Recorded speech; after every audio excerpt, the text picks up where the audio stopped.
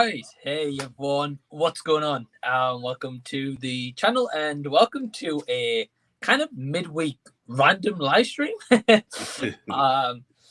I've been kind of getting this in the pipework for a little bit now because poor Rashad's been waiting weeks to talk full spoilers on Terrifier 2. He's been waiting for my dumb ass to watch the movie to talk about it. Nah, man, it wasn't your fault, man. Y'all got it late, right? So yeah, so we literally got it on literally yesterday, and it was released on Blu-ray yesterday, nice. And then on Halloween it's getting released on Screenbox, from what I've heard. I'm not sure, so more people will be able to get to check it out, which is awesome. But today we're here to talk full spoilers on Terrifier 2, which we're going to get to very shortly. But firstly, Rashad, how are you doing, my friend? No, well, first of all, how do I look, man? Because I made sure I shaved my head and everything. Because Sienna might be watching, so I'm make sure I look okay. You know, just in case she's looking, man, I want to look my best. All right, I'm good, man. I'm good. Ready to talk Terrifier. You know what I'm saying? Nice. Yeah, I've been holding my water for a minute. You know what I'm saying? Right. To my bladder started to hurt, so I'm ready to get it all out now. Let's go. Sweet. And yeah, dude, you look good. You're looking fresh, so thank you. All good. All good. But yeah, so by now you should all know who Rashad is. I mean, he's been on this channel quite a few times. I've been on his channel quite a few times. But Rashad, do you want to just introduce yourself in case anyone doesn't know who you are? Well, shoot. Allow me to reintroduce myself. My name is Hove. No, I'm sorry. Rashad G for Rashad G Reviews. I talk movies, shows, whatever comes into this crazy brain of mine. Sometimes I do a cooking video. I haven't done one of those in a while, but I'm due for another one. And I'm just happy to be here, man. I love horror movies. I've dedicated most of this month to horror movie reviews, especially the blaxploitation horror movies of the 70s that have been forgotten about. So I dedicated the first half of the month to that. And so I'm doing some new stuff like Terrifier 2 and VHS 99, and then capping it off with my Elm Street reviews, which I should be dropping either later tonight or tomorrow, my Freddy's Dead review. Nice. Oh, God, yeah. So big horror fan, and that's it, and that's all, man. Ready to go.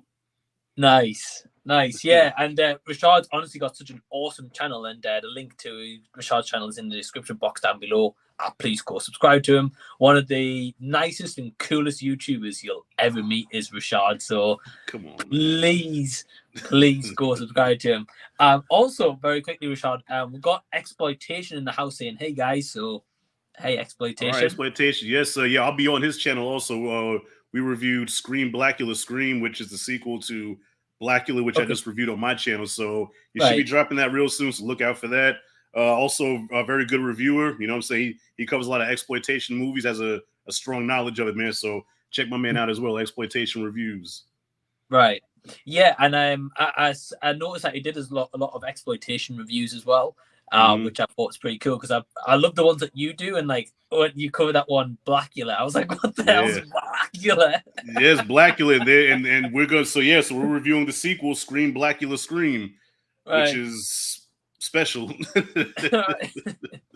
Dracula's soul brother. Dracula's soul brother, exactly. I think that's but don't let the title fool you though. It's actually a good movie, man. Like, you know, Blackula, the actor is actually like Shakespearean trained actor. You know what I'm saying? He's got a very strong voice and speaks very articulate. So it's funny that the trailer makes it look like it's like the typical, you know, run-of-the-mill blaxploitation movies, but it's actually like kind of a serious vampire movie with some cheesy ass effects. But don't let the name and the tone of the trailer fool you. It's actually pretty good. At least the first one was. Right. Yeah. I just love, for me, I was like when I watched your review, I was like, that's got to be the best tagline to a movie ever.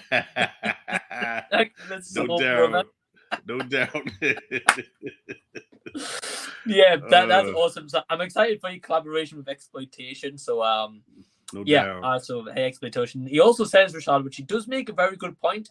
He says, you're due another cooking video episode. Your stuff makes me want to bite my fingers off. Yo, I got you, man. I got you. It's been too long, man. But you know what? Like I told you before, Mike, those videos are a bitch to make, man, because I'm doing it guerrilla style. So I'm the cinematographer, talent, director, cook. light person, sound person. I'm doing it all. Right. And then once I get done cooking, I have to transfer everything to the other room, put the movie on, cue it up, and then eat, while I'm recording myself. And it's a lot that goes into it. Right. Yeah. Right. Man, and it's just trying to find the time sometimes to do one of those kind of videos. Yeah, that too. Because I did hire, my daughter used to be my cinematographer, but she has a bad habit of catching my stomach on camera. And I tell her, I give her specific instructions. Renaya, do not go past the nipple. Okay, anything below the nipple, all right, I'm gonna look like a fucking doughboy. And she catches my gut every time, so I had to fire her. True story. That's funny. Yeah. So that's why with my reviews, you only see me from here up. I ain't showing you my gut. Man, imagine if your daughter Renee was to ever make some kind of movie project in the future, it'd be like terrible cinematography right there. Right. And after that time, I said, Renee, do not get my stomach. And what's the first thing I see when I watch the dailies is my gut first thing on the camera. Like, golly. Right. That's it, right? Yeah. Exploitation is saying embrace the gut. Embrace the gut. Right. Yeah, I'm gonna have to eventually, man, because it's there. It seems like it's not going nowhere, so might as Right. well. Yeah. Right. And well, he also says he can't stay for too long. He's got work early, and more importantly, he hasn't seen the movie yet. So, yeah, we'll give you guys a full heads up when we're going to go in to get into it because before we do, I do want to ask Rashad something. But very quickly, we've also got Jason. So, hey, Jason, hope you're doing well. I said, I'm not too sure what to expect out of this. I expect a very conversation about a very graphic movie. Yes. That's what I will say. So, Rashad, before we jump into Terrifier 2, like our big topic of this discussion, this whole point of this live stream, I want to very quickly talk about Terrifier 1. Okay. Because it was only recently I found out you hadn't seen the movie. I invited you on for a collaboration. We did a collab on the channel, so that's on the videos. Go search in the channel. It's not too far down. And I feel like I don't think in that video we really talked a lot of spoilers. Did we? I think we did mention the scene where you saw the girl in half. I think we brought that scene up, but yeah, I don't think we really got into spoilers on that one. I think you're right. Right. Yeah. Right.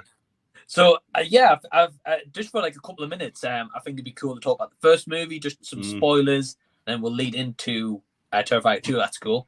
Okay, that's cool. Yeah. So the first Terrifier. So you sent me the not the thumbnail, but I guess the cover art of the movie. It's Rashad, this is your next movie, and I looked at it. So it's a picture of art with the. And I said, what the fuck this dude got me watching, man? I'm like, so I ain't gonna lie, Mike, I kind of hesitated. I'm like, I don't want to see this shit. But I said, you know what, a deal's a deal. I'm a man of my word. So went to Amazon, and of course, Amazon, they screwed me again. They say, hey, you can watch it on Amazon Prime Video. Yay! But you have to pay $4. What?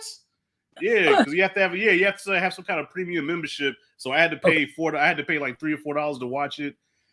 And I hit play, and from the opening scene, I was hooked. I said, this is my type of movie. Like from the jump, I said, this is my kind of movie. This is what's been missing from my life, because I've been watching shit like Nope and X and all these horror movies I'm just not getting. And it was just a throwback to the old school slashes that I know and love, but with the volume turned all the way up.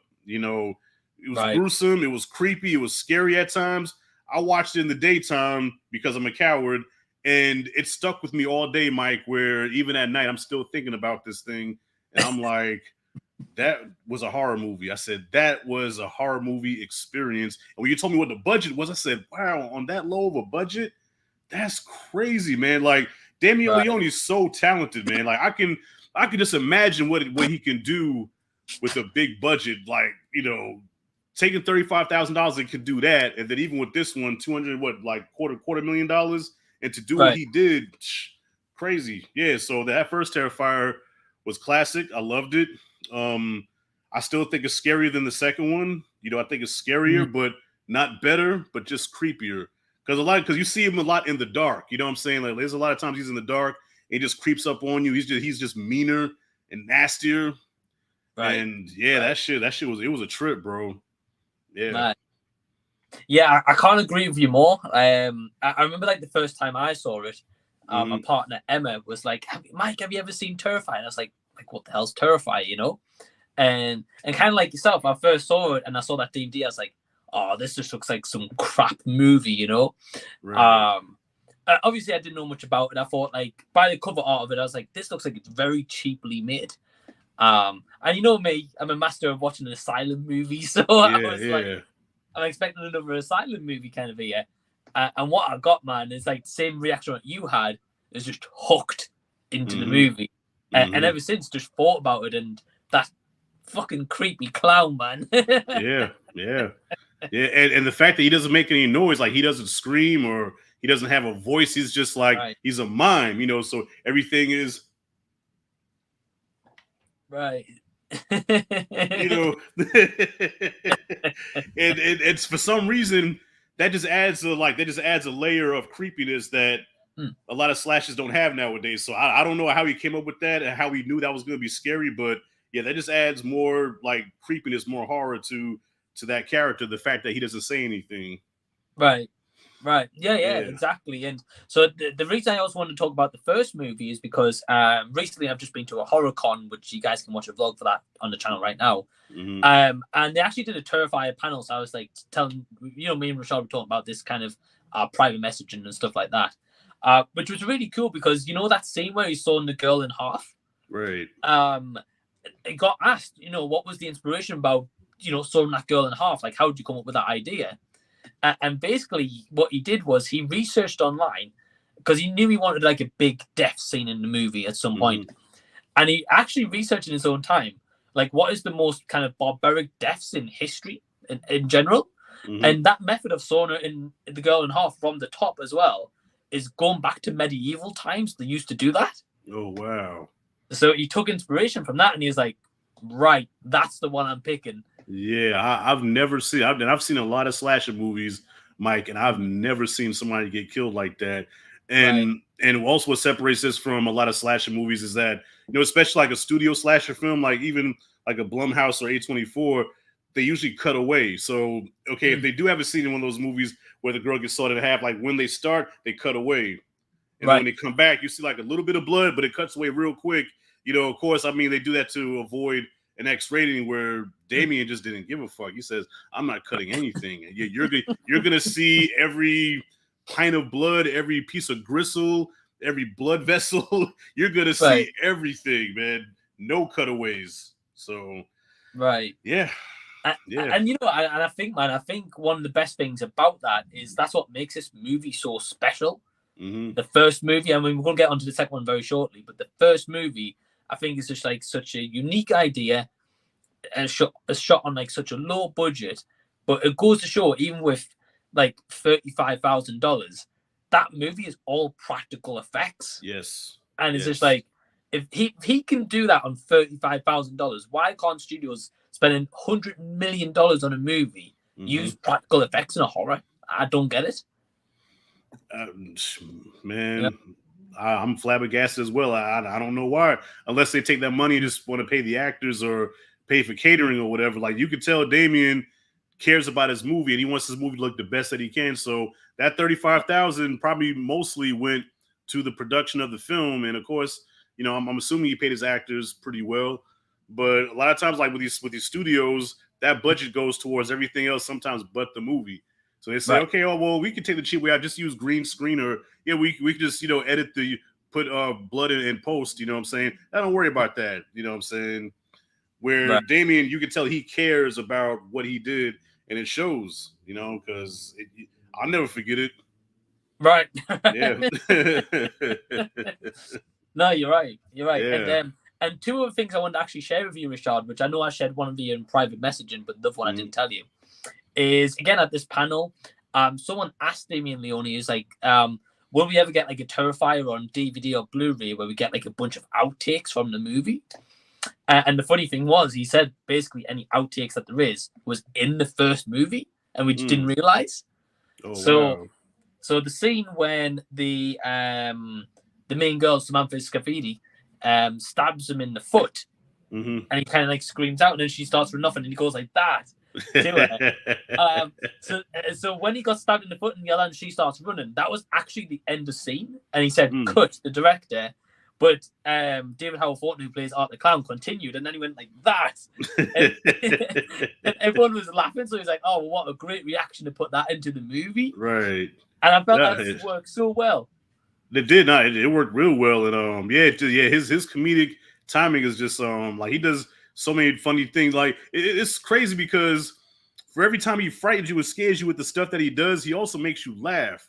And then you say to yourself, I should not be laughing at this. Like, this guy is sick and twisted and evil, but he's hilarious. You know, especially especially when he kills somebody and he's like laughing. So you see the carcass there, like all mangled and messed up, and he's all and I'm laughing with him. I'm like, dude, I shouldn't be laughing. This guy's fucked up on the ground. And I'm laughing at him. Oh shit! Yeah, same here. Yeah, it makes you feel evil, don't it? Kind of, but at the same time, I'm kind of like, please kill more of them. You know? Yeah, I guess so. So yeah, and then the other outtake I actually want to talk to you about, which I found really funny, is when he's when he cuts the top off of the girl and he's walking around with it. Yeah, that was creepy as shit. Yeah. Right. So when he's doing that scene, and then he goes off a little bit, and then you see him on the unicycle, on a little tricycle, sorry. So when he's riding around the tricycle, again, the director just said, like, just do a little bit like circles and stuff. And then what happens is he yelled cut, and Art actually crashed the tricycle, but he kept it in, so that wasn't even meant to be in the movie. Oh, wow. Hey, well, listen, right? Yeah, well, listen, I guess some of the best stuff, I guess, are on the cutting room floor that they don't even, that we don't even know about. Right. So yeah, shout out to him for putting that back in there. That was some good stuff. Right. Yeah. And one last thing I want to add is at this HorrorCon I just went to at the weekend, I managed to get a Terrifier print, managed to get like a couple of autographs here from Art, the director, and Victoria. But I also got to meet him in costume as well. So that's him right there. I bet that was like a weird experience. Well, it was so weird, right? Because I got that photo taken on the Saturday. And then I actually met him and got an autograph by him on the Sunday. So the thing is, though, is when I met him in person, like, in that photo booth, I was like, this is pretty cool. He was just chilling there, waiting for us obviously to come in. My partner Emma was like really giddy excited, and I was just like, yeah, can you please strangle me in this photo? Yeah, be careful what you ask for, man. Right. Get a hatchet to your head. I would have been like, because so sometimes, bro, like my brain doesn't adjust from reality and the movie. So, like, for example, when I go to Universal, I get on Jurassic Park the ride, and I see the T-Rex, even though it's an animatronic, it's part of the ride, but I'm thinking about the movie where he snatched the guy from the toilet. So if I see that actor playing in character as Art the Clown, I'm gonna kind of like, I'm gonna be careful around him. Like, this dude could probably put a hatchet to my head. You know what I'm saying? I don't know. I'm a scary dude like that. Oh, bro, 100%. It's like when I went into the photo booth, he was completely silent. He didn't say a word either. So the first photo, he's got me like that, as you saw in that photo. Yeah. Then I've got another one, but Emma's got it somewhere, and he's got me literally in like a headlock like this. That's cool as shit, though. Right, but then the funny thing is, when I actually met David on the Sunday, obviously not in character, he's like the nicest guy ever. Yeah. And I'm just like, so then when I watched Terrifier yesterday, I was like, I can't take him so seriously because he's such a nice guy.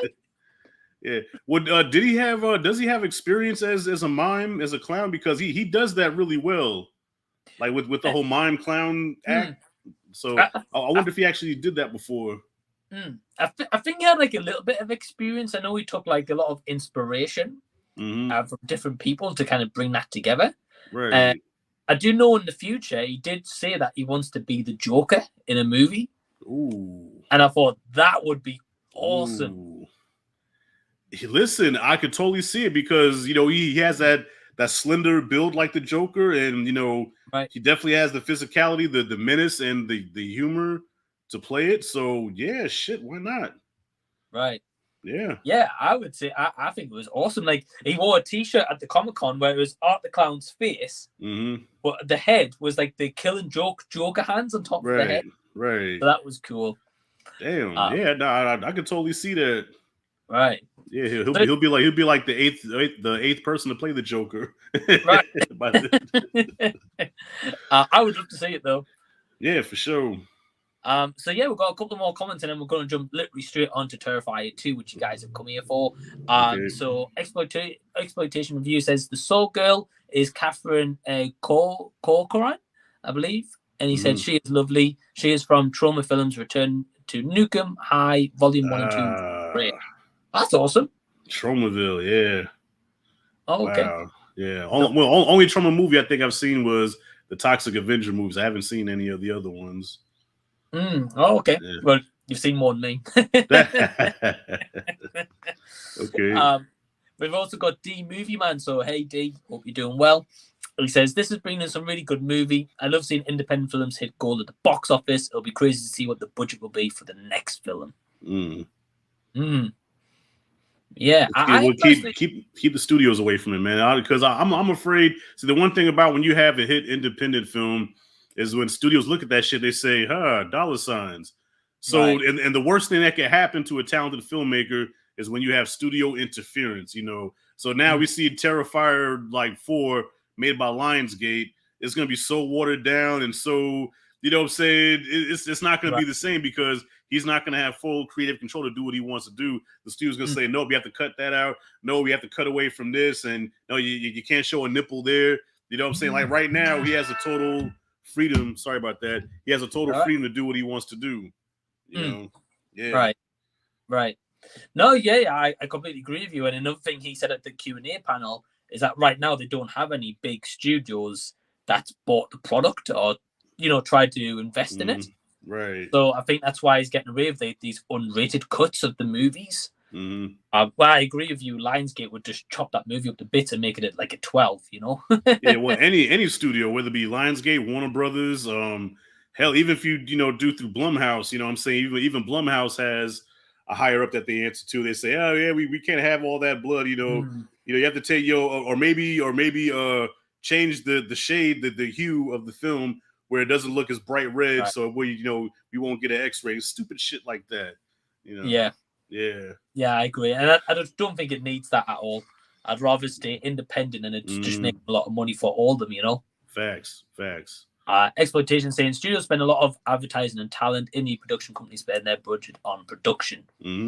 Yeah, we were just talking about that. Yeah. We've also got Darnell from Rejected Heroes Media. So hey, Darnell. What's up, fam? He says, surprisingly but not surprising, this was the best horror movie of October, better than Smile and Halloween Ends. No, I won't disagree with that. I say right now it's the best horror movie of the year. I'm bold enough to say that. I don't know what's left to come out as far as horror goes, and I have a lot to catch up on. But yeah, this is the best one I've seen this year. Right. Yeah, definitely up there for me. I would still say my personal favorite's the Black Phone from earlier the year, but this one's definitely a close second. If not, maybe overtake that. I need to rewatch it again. I've been honest with you, which we'll get into because I was a bit confused by this movie, but I got you. That's right. And D's just saying here, even with films that have CGI, it's crazy how these films like The Invisible Man that's 7 million and Love and Monsters that was made for 30 minutes that look visually stunning. Yeah, again, it's just all about, I think, the care, attention, and detail, and like a passion project. Whoever makes those movies, it's not just pumping out another mill of the movie kind of thing, and hoping for the best. Right. Well, I think the main thing too, just eliminate, when it comes to horror, eliminate all CGI blood because it just totally fucks up the illusion. Right. If you're making a horror movie, it must be it should be like a mandate. But what's the word I'm looking for now? Not priority, but what's the word where you have to do it? Whatever that word standard, is. I guess standard. There you go. That should be the standard. If you make a horror movie, you must use practical blood, whether it be corn syrup or chocolate milk, whatever. Not allowed to use CGI blood. Right. That's it, and that's all. I don't get why. I mean, it probably cost them less just to buy a lot of fake blood. Just, but yeah. Who knows? And D. Man says that's in complete contrast to a 100 million film that looks fairly superb. Crazy how the industry works with these budgets and where the money goes for certain films. Yeah, right, absolutely. Exploitation say that they've got to go. So yeah, thanks for tuning in, man. Right. Jason saying Jurassic World Dominion is probably the closest I've got to a horror this year. Hey. And he's got another couple of comments which we're going to get to. But moment of truth, sorry to keep you all up, but we're going to talk Terrifier 2. Yes, sir. So once again, directed by Damien Leone, or Damien Leone, however you pronounce his surname. I should have probably asked him when I met him, to be honest. So once again, directed by Damien Leone, and it picks up straight away after Terrifier 1 from 2016. And one thing I'll say right off the bat, man, is I really appreciate that this movie showed you the depth of that medical profession of the first movie as well. I love that. Right. Yeah. It picks up right where that first one left off, and right off the bat, catch a body. A lot of slasher movies, sometimes it takes 15, sometimes 30 minutes. In my case, I had to watch Freddy's Dead today. And in Freddy's Dead, I think Freddy doesn't catch a body till about 40 minutes into the movie. And it wasn't even worth it. But yeah, right off rip, kills him, laughs, plays with the eyeball. You know what I'm saying? puts the eye in his face, and he's like, so it sets the tone from the jump. And I'm like, yes, we're gonna be in for a hell of a ride. A real quick funny story, man. So I wanted to share this with you the day that I watched it. But the laundromat scene, right, when he's in the laundromat and he has to wash his clan outfit, Mike, I swear to God, the next day I had to go wash my clothes, right? And as I'm throwing my clothes in the dryer, I happen to look to the right of me, and there's a large black garbage bag sitting on the floor filled with, it could have been clothes, I don't know, but my mind is thinking art, you know what I'm saying? All these hacksaws and shit. So I'm like, man, I threw them shits in the dryer real quick, threw my bounce sheets in there, closed that motherfucker, put my coins in there, and got the fuck out of Dodge. Shit. Oh wow. Yo, how can I be such a horror movie fan? I'm a coward at the same time, bro. I ran my big ass out of there so fast. I said, Man, I think it's just the fact that firstly he's a creepy ass clown. Yes. And then secondly, he's made a trash bag seem so horrifying. Yeah, because I stuck around. Because I sat in my car and I waited to see who claimed the bag. And do you know nobody came to claim the bag? Oh fuck. Yeah. So it takes about 30 minutes for my clothes to dry. So I tiptoe in. I'm looking around me, and I hurry up and I didn't fold my clothes. I just threw everything in the bag, zip, and then out. My heart was racing and shit. That's brilliant, man.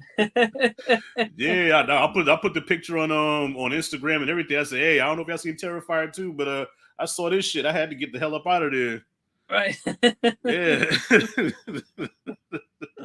That's brilliant, man. Oh God. Like I'm trying to figure out how he killed the one guy, because the one guy was sitting in the laundromat while Art was sitting there having a patty cake session with the pale girl. So I'm like, and I don't want to make this a race thing. I really don't. But let me tell you something, Mike. One thing I can say about us, colored folk, black people, we see shit like that, we run first, ask questions later. Right. For some reason, certain people want to sit there and be like, I wonder what's going on. I wonder why he's sitting there all bloodied and playing patty cake with an invisible person. Let me go investigate. Mike, we don't do that. We get the fuck out. So I don't know how he was able to catch him and kill him. Man. It's so true though. Like, being honest with you, man, like I might just be the minority here. But if I was in that laundromat scene, right, and I was sat like this at the door, just do my job or whatever I'm doing, right? as soon as I see that shit, I would be that way. Yes. I wouldn't be like, oh, who's he playing high five with? You know what?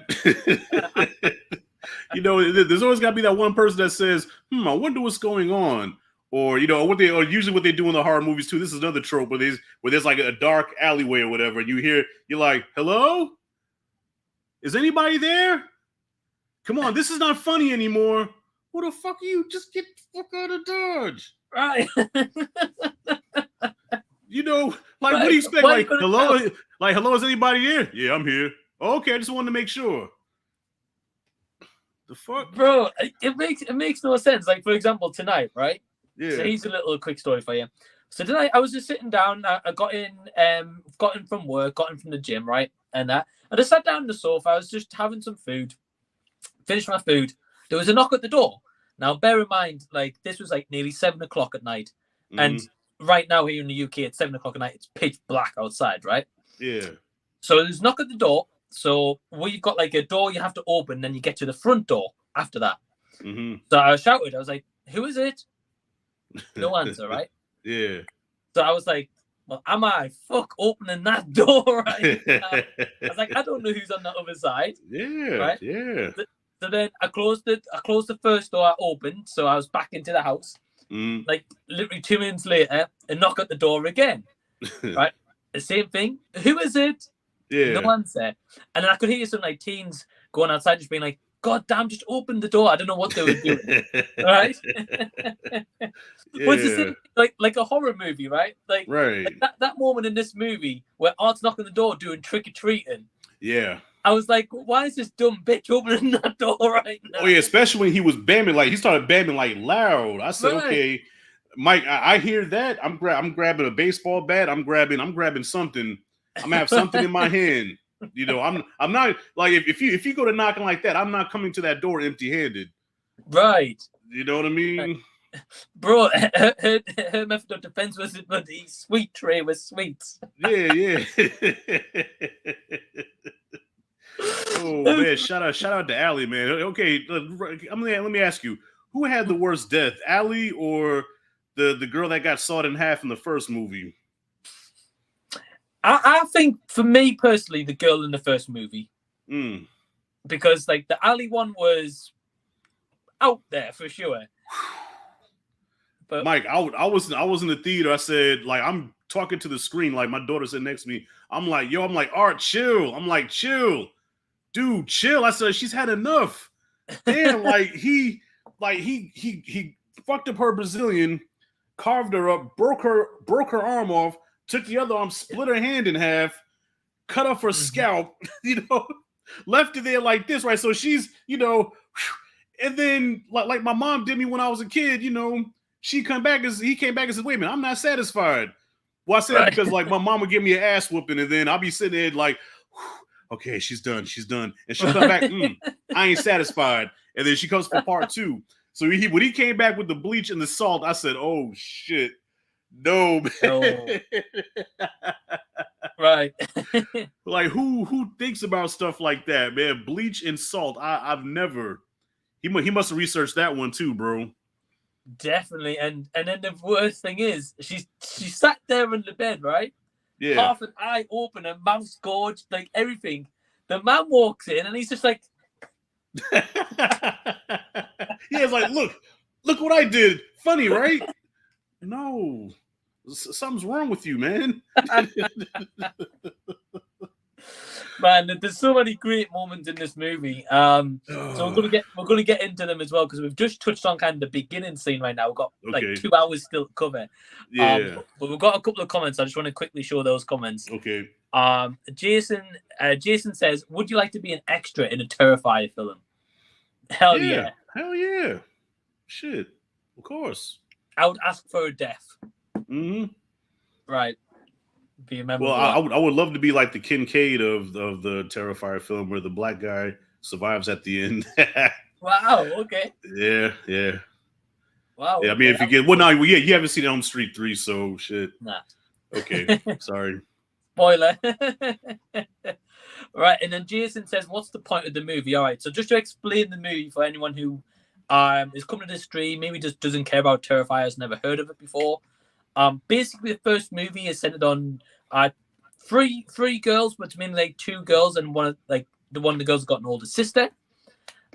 These two girls have come from like a Halloween party or such, and they're a bit drunk. They want to go home, but the car's got a flat tire. So one of the main girls calls her sister to come pick them up. Now, in this meantime, they obviously have an interaction with Art the clown.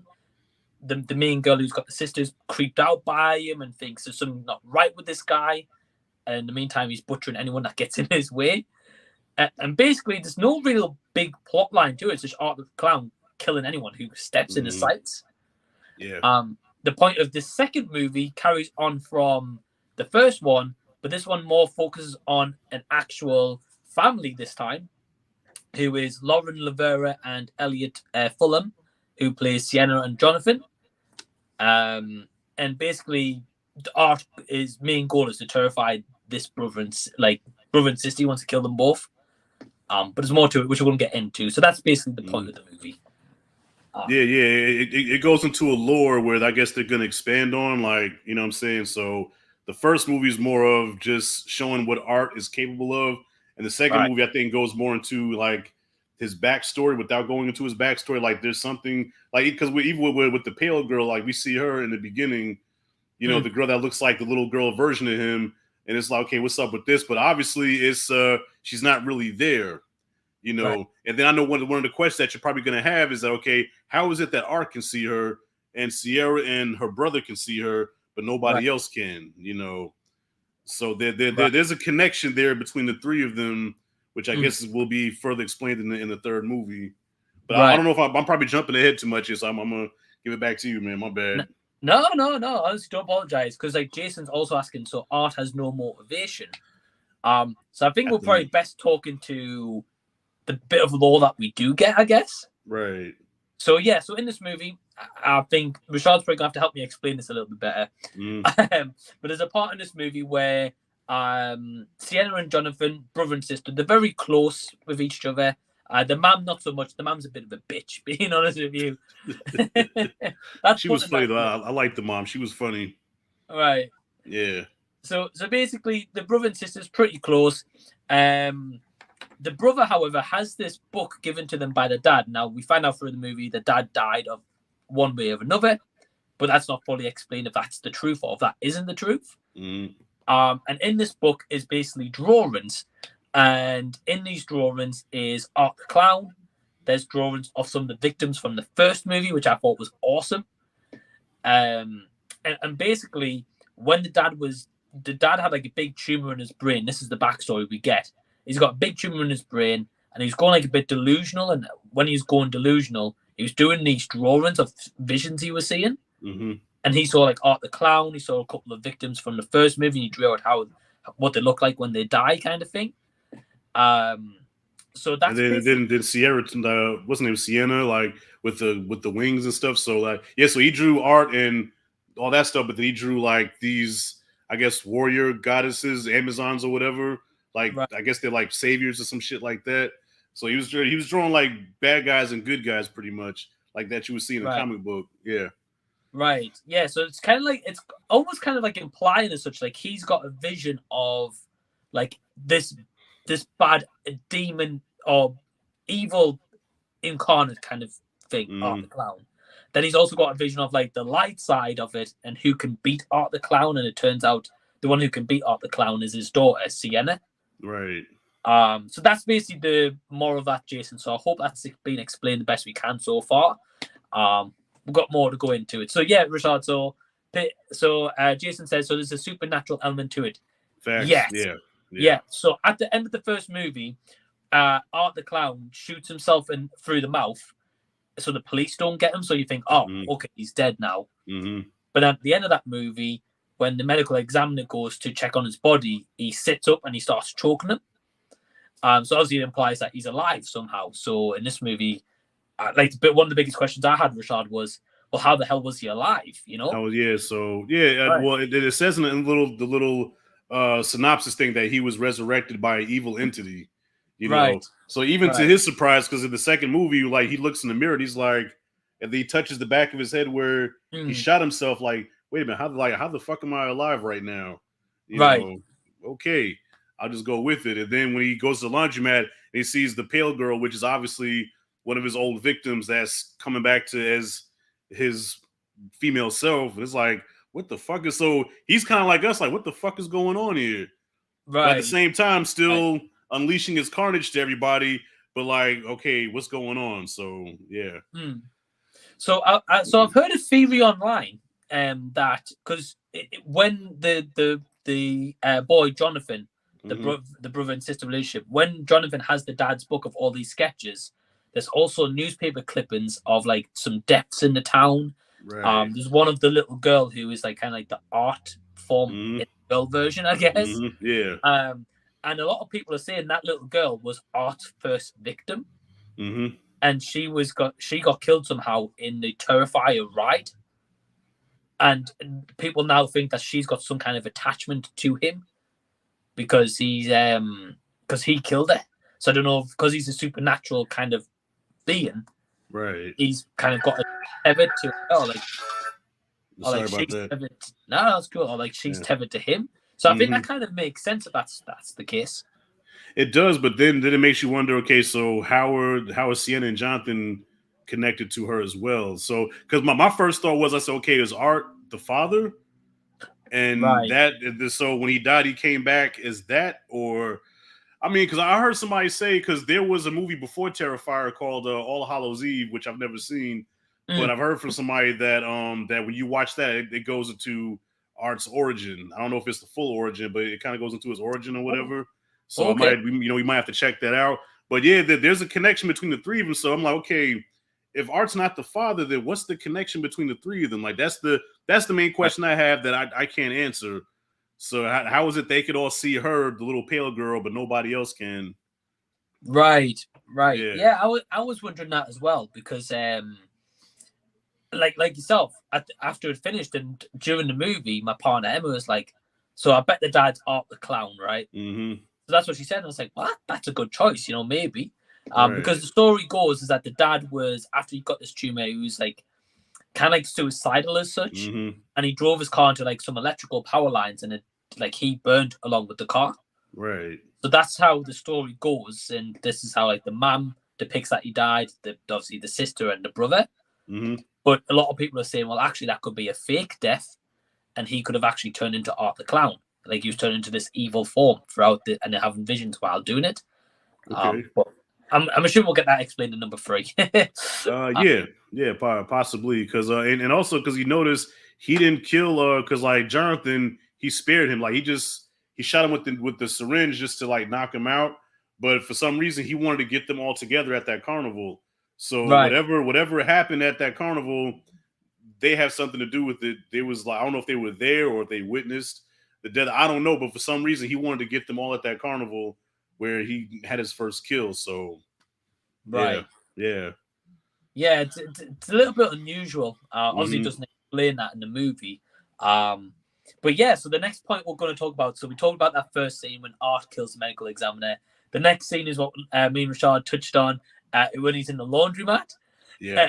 And bro, that was such an awesome scene. Just putting his dirty clothes in there while the guy's sleeping. Yeah, well, you got to think, Mike, these slashes, they get pretty dirty, and, it does raise the question, do they ever wash their clothes? Because, like, you see Freddy, and Freddy always, his sweater's always clean. Jason, his is always clean, so it's like, they have to take time to wash their clothes sometime, right? Get fresh a little bit, put on some cologne, and go out there and hack somebody again. Right. Yeah. And I think that's like such a simple thing to do in a movie. Right. But it's like so effective, because when that happened, I was like, well, it explains why he's got a clean outfit now. Yeah, for sure, man. And I'm sorry, go ahead. Oh no, I was just going to show this comment. In terms of the laundromat, D Movie Man says we need some camera surveillance of Rashad getting his skedaddle on. Man, I bet that was a sight to see. Yeah, 275 pounds of grease lightning out the door. Shit. I would have loved to have seen that. Yeah. But yeah, man, you're going to say something about the scene, I think. What's that? I think you were saying something about the laundromat scene. I can't Oh no, remember. I was gonna say like what followed after that. Was that the introduction of Sienna and her family, or did it go into the dream, that dream sequence that felt like it took forever? Yeah, so when he's in the laundromat, obviously he meets that little girl for the first time. Right. And then it's just some kind of random guy in the laundromat. I don't know if he worked. I'm assuming he worked there, but I don't know. And then basically Art stabbed him through the head with half the broom. Pretty much. And I don't know how the fuck that happened, because Art was so fixated on playing patty cake with the little girl. Like I said, and the guy seeing this, why not ease your way to the door without making a sound and get the fuck out of Dodge? So how do you stick around long enough for Art to break the damn handle and stick it up his chin? I don't know. Bro, I don't know. I don't know. The beauty of slasher movies, man. Bro, the people in these kind of movies have got no brain whatsoever. Yeah. They just think if I sit here, I'll be safe. Right.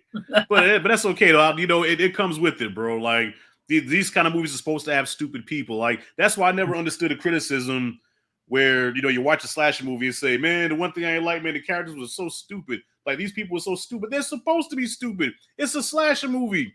Right. Everybody's supposed to be dumb, and the least dumbest person survives to the end. Right. That's slasher movie 101, you know?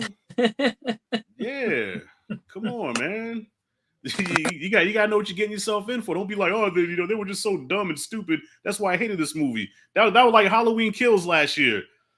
I hated Halloween Kills because their people were so stupid. Duh. It's a Halloween movie. What the fuck you expect? Right. I mean, if everyone was smart, Michael Myers would have 0 victims in that movie. Exactly, man. Like, just come on, just sit back, enjoy the ride, watch these people get fucked up, and then roll credits. You got your money's worth. Right. Yeah. We've also got Michael the Reeler saying hello, Mike from America. Say, hey, man, hope you're doing well. That was good, Mike. So right after that scene, right after he gets the laundromat, he kills that random guy. We learn that the little girl is invisible. Basically, he's just kind of seen her, maybe as like a figurative of imagination kind of thing. Right. And then it cuts to Sienna. So we get introduction to our kind of final girl in the movie, her brother Jonathan, and the mom. What I was going to ask you, Rashad, what do you think of that kind of family dynamic? It was real. It was real because I know mothers like that. You know, I know mothers that, you know, talk shit. And especially when she pops in upside the head, I'm like, that's actual parenting. Like you watch a lot of movies and you see how, you know, the kids talk to their parents like, Mom, shit, I'm just so sick of this shit. You made me sick, Mom, I hate you. And the mom just sitting like, oh, man, I can't believe she talked to me like that. Mike, let me tell you something. A lot of mothers that I know are like the one in this movie, okay? She will curse your ass out and she will pop you upside the head like, girl, get your ass in there, sit down. Yeah, so the mother was very realistic. I liked her, and of course Sienna, I thought she was perfect as the protagonist, man. I thought she did a phenomenal job acting, and you know, she looked great in that Wonder Woman getup. You know, now the brother Jonathan. Okay, the route I thought they were going to take was Jonathan and do kind of like a Tommy Jarvis type deal where he transitions into Art Part 2. You know, I thought they were going to have a scene at the end where, like in Friday the 13th Part 4, where he takes a machete and he's like hitting Jason like, die, and he becomes a new Jason. I thought that's what they were going to do with Jonathan, because he was just so obsessed with Art and what he was doing and becoming a serial killer. I was like, okay. But nah, they didn't. They didn't go that route at all, which I know we're going to get to. But yeah. Yeah, I agree with you. Yeah, because like at the beginning of the movie, he's so focused on like just Art the Clown. Right. And especially like he was getting the outfit, you wanted to go as him as Halloween as well. When his sister Sienna was like, that's a bit disrespectful, as it was like, we killed all those people. So yeah, I kind of like that. It kind of pulled the rug in a way. And it's just like, we're not going that direction with him. He's actually going in a different route. I think like the family dynamic with you, Rashad, I agree with your comments. I think like it worked well. I think Lauren LaVera, who plays Sienna, was the standout by far. Yeah. Like she's a likable character as well. Like there wasn't a scene where I was like, she's just being dumb, you know. Right. I thought like she's a likable character. Even the relationship with the brother, I didn't mind him, Elliot Fullam. Mm-hmm. I think he did a pretty good job. Yeah, he would. Yeah, because usually these kids, like little kids in these movies, are annoying as shit, and he wasn't annoying at all. Like I sympathized with him, and I wanted to see him make it. And I want to say, what's the actress's name again? I feel bad not knowing her name. Lauren LaVera. Lauren LaVera. Yeah, that's a tongue twister. Try to say that fast 3 times. Lauren LaVera. So my favorite scene with her was when I guess she had took the what did she take? Was it ecstasy? I think was it X that she took? Yeah, like Molly, right? Molly. Okay, she took a Molly. Okay, so she took a Molly, and she's on the phone with her mom, and her mom's just going off on her like, "Your brother did this and this," and she's just like, "Mom, it's all right. It's only shaving cream." Are you kidding me? What are you talking about? Mom, you know what? You should just chill out, man. Are you drunk? You know what? I love you. She was just so cool, man. And like the mom had to calm down, like, I love you too. Cool. I'll be home in a little bit. I don't know, for some reason that was like the standout scene with me for her. Like she just played that so cool, you know, and right. Yeah, man, she did a phenomenal job in this movie. Yeah, definitely, and I'm glad that they introduced a character as well. Like, I'm glad this movie overall had like a story to it. Right. Although it's confusing as fuck, but they had a story to it. Everything will be explained in all due time, my friend. In due time. Right. Yeah. Right. And you know, I think in those later installments, which we'll get to, and I think that is only going to elevate this movie, because we'll end up in the future maybe going back to this movie being like, oh, like they had this nod to it here, and this was implied here, and we just didn't see it at the time, maybe, you know. Yeah, well, I'll tell you what, the scene that really threw me off was the one where the mangled face chick, I guess the survivor from the first movie, right? She gave birth to Art's head, and I'm like, okay, so after he ate her face, like, did his spirit like impregnate her through his saliva or something? Like, what the fuck happened? So we're gonna get to that. Okay. We're gonna get to that. Okay. But just very quickly, like from what I heard on that one, Rashad, was again just a theory online, is that when he mangled her face at the end of the first movie, a lot of people are saying that some of his like kind of like evilness like took over her. So again, I don't know if it's something where like she's got some kind of attachment to him. Okay. But now if that's the case, though, he was eating Jonathan's hand at the end of the second movie. That's right. So maybe in another installment, is he going to have some kind of evilness to him now? If that's how it works? They might just do that. Right. Okay, so that explains, because didn't she also mangle the face of the woman that was interviewing her? Because they were saying that yeah. So but the one in the mental hospital at the end, that was the girl from the first movie, not the news reporter that interviewed her, right? No. Yeah, girl from the first movie, yeah. Okay. You might be onto something, man. So so they could have set it to have it where Jonathan in the next movie kind of becomes like your boy in Halloween Kills, not Halloween Kills, but Halloween Ends, you know.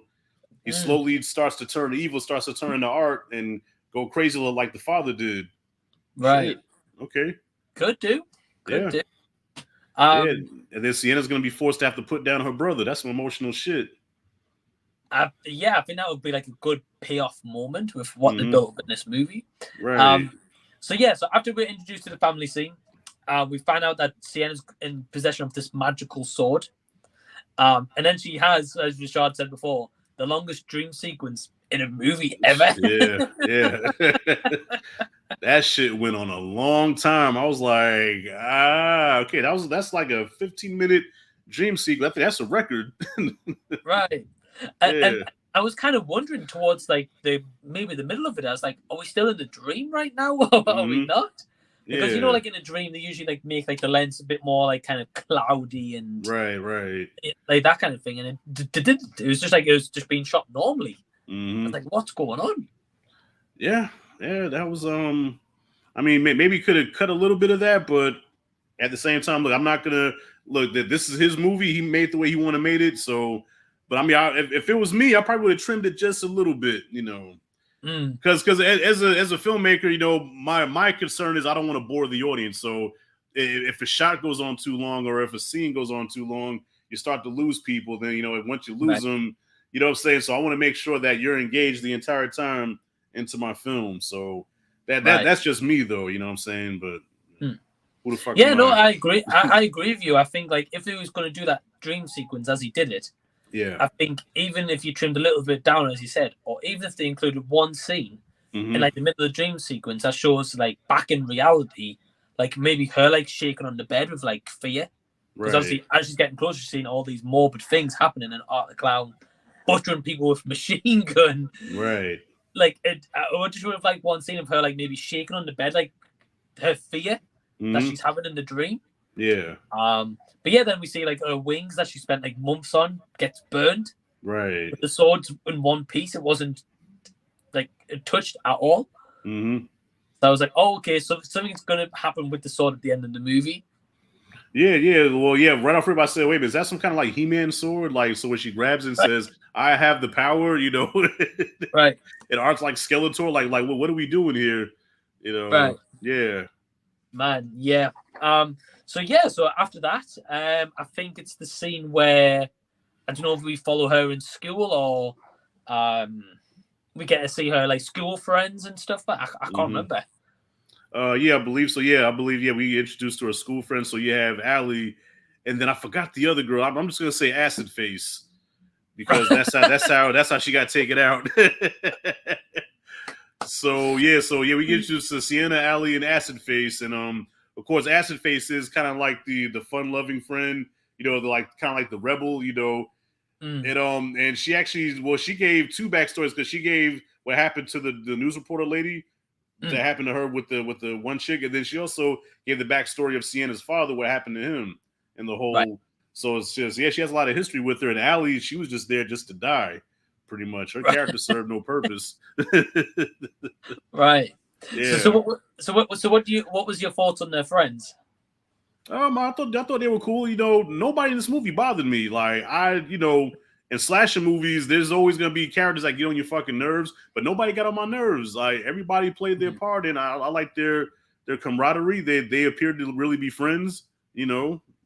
So I thought it was cool. I agree. I think the only one character that got a bit on my nerves was the mom. The mom got on your nerves? a little bit, yeah. I don't know, because I've seen mothers like that, man. I've seen mothers act like that, so that's why I was like, I know this lady. I've seen this lady, you know what I'm saying? Yeah. Oh, don't get me wrong, like I like that it was realistic. Like when I was younger, and if I swore at my parents, they'd be like, "What did you just say?" Right. Like they're not just going to be like that, you know? So I agree with you. So we've talked about the friends. We both like the friends, but as you said, they were both there just to get killed off. That's what I felt anyway. No, well, like I said, Acid Face, she was there to give exposition. You know, she was there to, you know, she's that character. Like, so you know the legend of Art the Clown. Well, what happened is, you know, she served that purpose, and then, you know, and I felt bad for her because she had to watch her boyfriend get his dick ripped off. That was crazy. Oh yeah. I know we're gonna get to that, but yeah. Oh, damn. Bro, I felt that one. That's no way for a man to die, Mike. Nah. That's no way for a man to die, man. Hurts just even thinking about it. Yeah. Damn, bro. So okay. So we've talked a little bit about the friends. We've talked about the main three people. I'm just gonna jump straight into it. Let's get to Art because that's what we're here for. Okay. So from what I remember, he kills the person in the laundromat. He kills the medical professor at the beginning. Correct. And then is the next person is that Ricky in the Halloween store? Yes. With a broken bottle to the eye and a sliced off head. Oh man. You know, in that scene in particular, I felt so sorry for Art the Clown. Why is that? Because it was just like, it was just one of those things, right? Where obviously he's being creepy. He's stalking Sienna in the store, right? And obviously he brings a bag up from downstairs and he slams it on the counter. Yeah. But then it's just like the point where he goes to the till and he just wants to buy that horn. And here he is fucking throwing out knives onto the counter and stuff. Yeah, but and come on, he about to pay for the horn. Nah, but he knew he was gonna kill him because he locked the door. You know what I'm saying? Like when she left, he locked the door behind her and put clothes. So as soon as he did that, I said he's gonna kill this guy. He knows he's gonna kill this guy, but he wants to have fun with him first. You know. Right. I love that. I love that scene though because I felt sorry for him because he was pulling out all these weapons, and he actually pulled out the money to actually pay for the horn. Yeah. Yeah. And the guy's like, he's like, get the fuck out of here! I'm calling the police. Yeah, he's like, yeah, get the fuck out of here. He's all like, but again, man, you know, I'm gonna say one thing here, right? So I know at the beginning of this stream, you said, you know, when it comes to horror movie, you know, black people, fair play to them, they're always the smartest ones and get the hell out of Dodge. Man, he sees this knife in the counter and he's just like, yeah, yeah. Well, okay. I'll put it this way. In real life, black people are smart enough to get the fuck out of Dodge. In slasher movies, we're usually the first ones to die. Yeah, in the slasher movies, man, we're the cool jive talking ones that end up getting it the worst. You know, we're either the first ones to die, or we're the one that pulls the ultimate sacrifice to save the hero, or every now and then we might make it to the end. Right. Yeah, but in this brother's case, I say, yeah, brother, I said, you gone. You're a goner. You know. But at least he didn't get tortured. He got a bottle to the eye and he got his head hacked off. So I think he got it fairly easy compared to some people. Yep. You know. Right. So Art he's an equal opportunist. Okay, so we can't cancel him for being racist. Because because the brother got it, you know, the least. Right. I think that was a fun. And then the other thing that made me laugh, right, is when he kills Ricky in the Halloween store. Yeah. The next thing, the kid comes to the door and Art's just holding the head like that.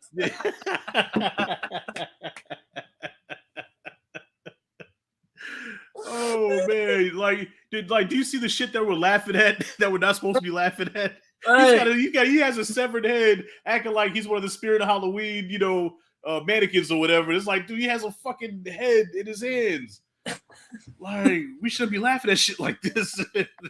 You know what made me laugh as well, though, right? In that scene, the kid's loving it. He's like, "Wow, that's so cool."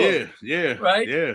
And at the same time, I'm just thinking, has this town not heard of Art the Clown by now? I guess not. Apparently not. You're gonna learn today. Bro, in that entire movie, it was like the brother and sister were the only ones who knew about Art the Clown, and that's it. You know, that's a good point. That's a good point. Because it made the news, it made headlines because the friend, you know, Acid Face, she knew about it. So how the hell did nobody else know about that? That's a good point. Bro, I don't know. There's also another funny thing I'm going to get to when we get a little bit later on. Okay. Right. Okay. So he kills Ricky. He gave him the best. He gave him the lightest death. So yes. Good on Art. Okay. Can't cancel him. And then what was his next death after that? I think it was Allie. I think Allie was the next death. Allie. Right. Yeah, because he comes to a door like he's trick or treating. He's got the bag. He's like. Right. Yeah. That was, oh god. Shout out to Allie, man. That was a torturing death. Jeez. Man, it was rough. And wait a minute, and I got a question. Well, was it Allie or was it the mom whose head he had when the kids came to the door and he had the candy stuffed in the head, trick or treating? It was Allie's mom. It was the mom. Okay, so he got the mom too. Jesus. Because the only reason I know that is because when he shows the head, like the face was like all intact. Okay. Whereas Allie's face was obviously in bits everywhere. So yeah. And the fact that she survived, well, not survived, of course she died, but like when the mom came in, she's still alive, and she's like, "Mom," and I'm like, "Dude." and then immediately he like rips her face after she says that. I'm like, "What the fuck, Art? Like, what's wrong with you, man?" Jeez, like what the hell goes through his life? Like, dude, do you like enjoy this shit? Oh, he took no prisoners on that death.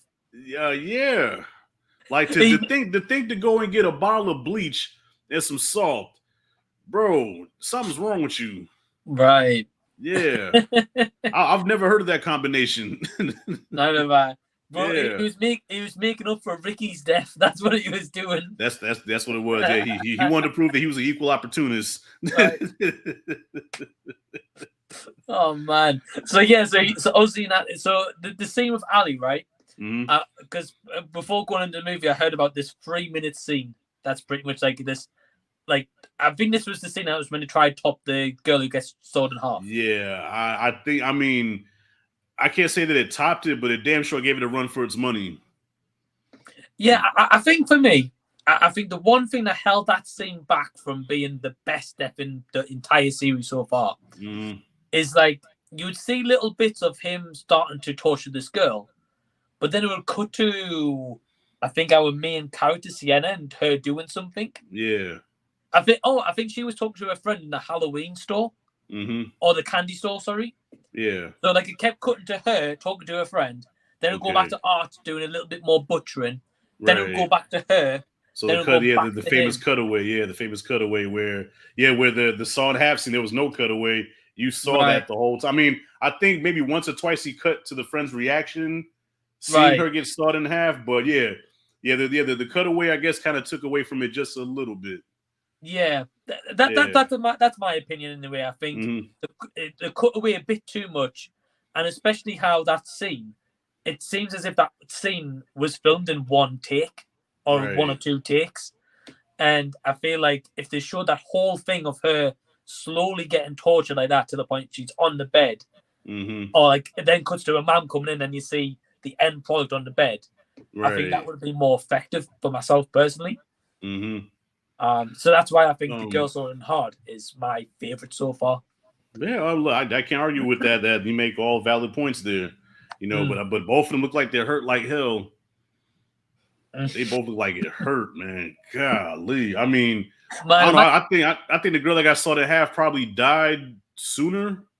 Right. I think once he got about right there, I think she was probably dead. Right. So the rest of it was like, or just overkill. Like with her, she lived through all that: the bleach, the salt, the arm getting ripped off, split in half, scalped. Man. So here's a question for you, Rashad. So when you saw it because you also got to experience this in the cinema, which I'm really jealous of. Yeah. When the deaths were happening, what was the reaction in the audience you were with? Surprisingly, not very loud.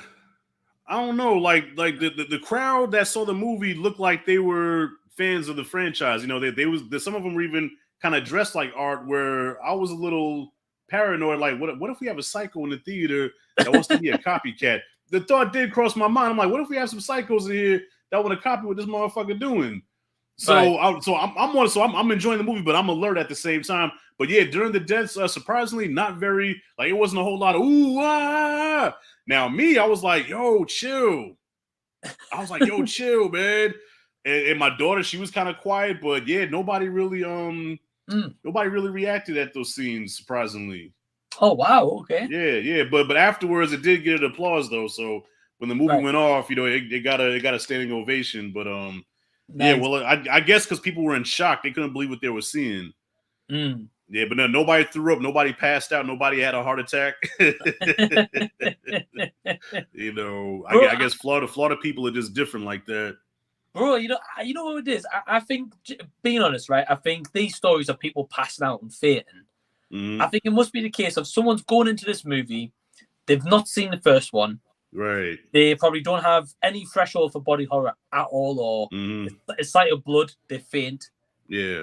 And then they go to Terrifier and think, oh, what's Terrifier? And I think those are the people that's been passing out. Yeah, well, actually, Q messaged me early because I guess Q was watching it today, right? And Q told me that he was watching it with his wife, and he said when it got to the part with the alley death, he said his wife ran out. She said, I ain't with this shit." She did. She said, I'm not with this shit. And then Q was like, she asked him. She was like, that shit don't mess with your soul? And he's like, nah, like I've been watching horror movies since I was a kid. I'm good. And she's like, you ain't right. Oh man, she's funny too. If you ever get a chance to meet Q and his wife, man, his wife is hilarious. She is fucking funny. I wish they would like kind of have a channel together because like when they're bouncing off each other, man, it's fucking hilarious, man. It's comic gold. Oh damn. Yeah, she's a trip. Oh wow, yeah, it'd be awesome to meet Q in the future. Mm-hmm. And his wife sounds hilarious. So she's a trip, man. She the stuff that she posts on Facebook sometimes. But yeah, he said she didn't walk out, she ran out. Like I ain't with this shit. Damn. So yeah, so once he kills Ali in this brutal scene, he then kills Ali's mom. Yeah. Bro, that scene where he takes the head out with the trick-or-treaters, and the kids are like, "Wow, this blood's very gooey." Right, and right. And the mom's like, "Oh, at least it looks realistic." Yeah. Okay, well, Mike, I'll tell you this. Okay, when the deaths were happening, the people really didn't react, but when the comedic stuff happened, like that, yeah, people were laughing. It was funny. Oh, bro.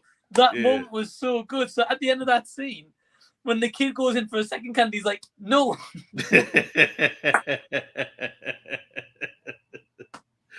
Yeah, so he does have some humanity. He does have some humanity in him. He's just a sick, twisted fuck, though. Right. Oh man. Man, that's so. Then okay, so after he does that death, yeah, is the next death the man of the family? Can't think. I believe so. Yeah, because at this point, the mom slaps the shit out of the brother. He runs away, and then she goes downstairs and finds the car, full of shaving cream and all that stuff. So yeah, she was the next one, and I don't know exactly what he did to her, but I just know her face was like, her face was fucked. Bro, I'm assuming it's because of the shotgun blast. Oh, that's right. He did. Okay, he did. Yeah, he did. Okay, I forgot about that. Man, I will say I loved that scene because yeah. So basically, in this part of the story, as Rashad was just saying, the little boy, the brother, he runs out the house because he has a fight with the mom.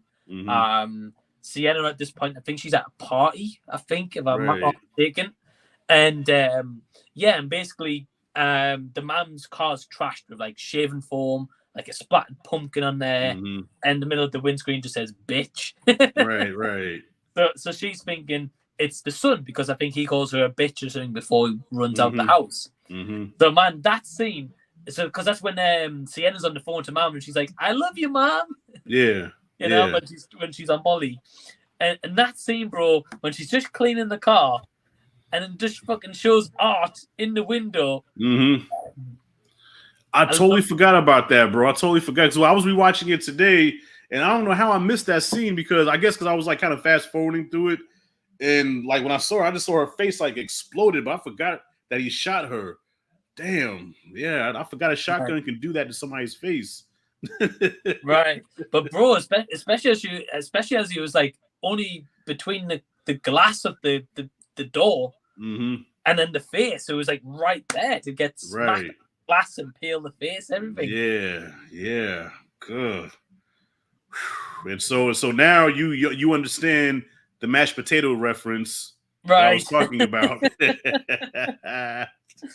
Yeah, because before seeing this movie, Rashad was like, "Yeah, I'm not eating mashed potato for a good while." Not for a while, yeah.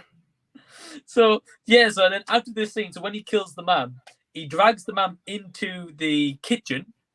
I sat at the dinner table waiting for the younger brother to come back in after he's because he sees the little girl in the car, doesn't he? Yeah. He sees the little girl and then he runs back home because he's scared. And then, bro, that scene where Art the Clown's just got the fucking penny apron on, ready to he's got the apron coming out with the mashed potatoes, putting it on the plate, and and when he took that shit, I was like, come on, man. And yeah, you can hear like I was like, that's gross, man. You know, because I love mashed potatoes. I eat mashed potatoes at least twice a week. You know, I love mashed potatoes, man, and that kind of messed it up for me. So have you not eaten them since? I have. Actually, I had some today, but it took me a few days. It took me a little while, you know. And then I just say, you know what? It's only a movie. Okay, we're good now. I can imagine you having the mashed potato and just thinking, yeah, not bad. Sounds. Oh, God. Bro. Yeah. So okay. So he's a part I'm a little bit confused by. So after this scene, we're pretty much getting to the end of this movie right now, right? Okay. So yeah, a very long third act. Yeah. Right. So when all this happens and when Art is at the dinner table, the younger brother comes in. Art injects him with something in the neck to like put him to sleep, I think. Right. And then the one thing I'm confused by, right? So is this little girl we get introduced to, who's the form of Art, but in girl version, basically. When he's driving, because he's going to drive to the carnival to take the younger brother there, right? Sienna gets a phone call, and the person on the phone sounds like Jonathan, right? Brother, but it's actually the little girl putting on the voice. But then it's like, but the little girl doesn't exist. Yeah. And I know Sienna and Jonathan can see her and Art can, but I was like, but she doesn't exist. I guess she exists to them. I guess like they're the only ones that she can appear to. Now, as far as that, I don't know, because she can appear to them, but the fact that she was able to disguise her voice as Jonathan, that kind of confused me. I don't know. He's gonna have to explain that one. Right. Yeah. Right. I mean, it was a cool scene, but I'm like, how is she doing that? I think it's one of these things where, from the way I took it anyway, was in like horror movies in general, when it involves some kind of ghost, and the ghost puts on the voice, maybe of like someone's friend being like, "I'm in the room over here, come get me." Right. Kind of. I'm assuming she did that kind of thing, but I don't know. Yeah, I don't know. Hopefully a lot of the stuff will be explained in the third movie, because I don't have an answer for it, to be honest. Right. Yeah. Right. Yeah, same. So basically after this scene, we're getting to like the nitty-gritty of this third act, which is a fucking long third act. Very long third act. Extremely long. Yeah, it felt like it would could have ended 5 times. Yeah. I wasn't bored throughout this movie, but it felt like it could have ended a lot of times. So anyway, he gets to this carnival. It turns out there's a ride called Terrifier, which I thought was cool. Right. And he's got Jonathan captured in there when Sienna goes looking for him. But in the meantime, Sienna's friend and her boyfriend comes along. They're getting high. They're doing all this. And then the boyfriend goes outside to take a wee. just the tip, or just put the tip in, something like that. Right. Oh, God. That was I don't even want to talk about it, man. Like Mike, he just kept, it was reminiscent of RoboCop, when the dude got shot in the dick, but at least he got shot and it was over. Like, he kept going at it, and then you actually see him rip it off. Oh, yeah. And then smear it on the window. Golly. I'd say the part that I laughed at, though, was when, so after he kills the boyfriend and he's coming after Acid Face now, right? And he gets out the car and she's all like, and she fucks her. She gets a good kick in him, like she kicks him and he falls against the car and his hat falls off, right? So she runs away, right? He's sitting and he's all like, okay. So this one's gonna put up a fight. All right, let's go. He was almost impressed. Right. Yeah. Yeah, I don't think he saw that coming. Yeah, because his hat came off. Like, oh shit, okay. All right, well, she's gonna die. Bro, I think we've learned from this movie, don't mess with his hat. Yeah, just leave the hat alone. Like the hat, you have a better chance squeezing his nose than don't fucking with his hat. Right. But she got it bad, and that was funny too, because he's sitting there with that stick that he made with the nails and stuff coming out of it. Oh, He's all like, he's just standing there looking at her, and she's like, no. He's like, but the whole time he's got his hand behind his back with the fucking acid. Oh, that was brutal. That was brutal, man. Like you saw her face bubbling up and everything, and oh gosh.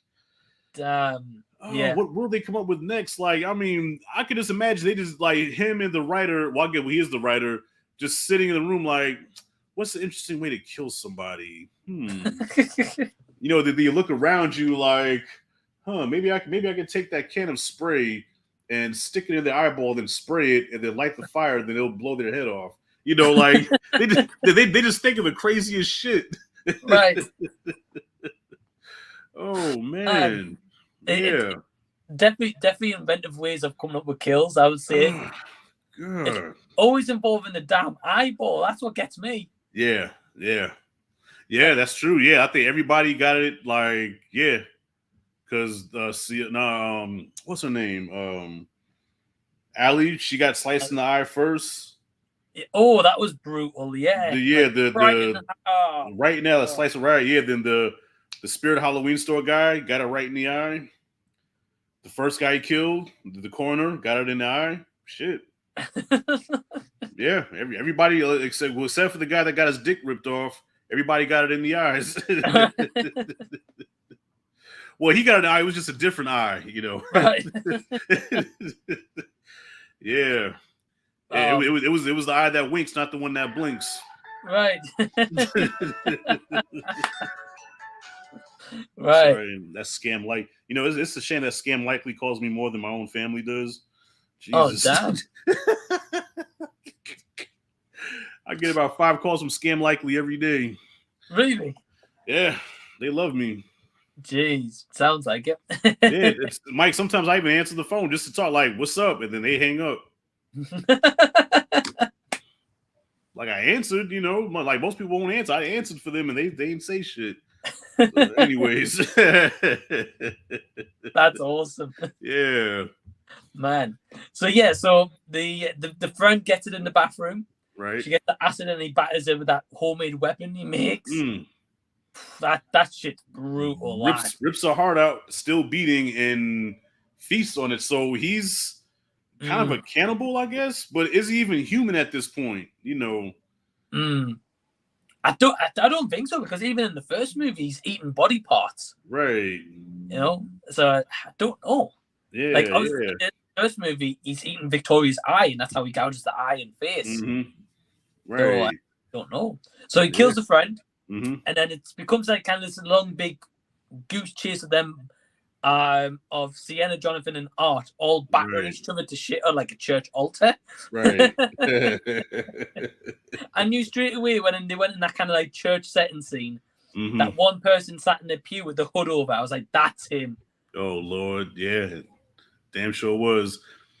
And well, is that the same scene, Mike? Was when he had that whip with the spikes on it? Yeah. He's just whipping away. Oh, bro! Like I noticed on the end of that whip is a pair of scissors. Yeah. Damn. Yeah. Like, and he kept going. Like he's just like he's so relentless, man. Like once he starts with this shit, like he doesn't stop.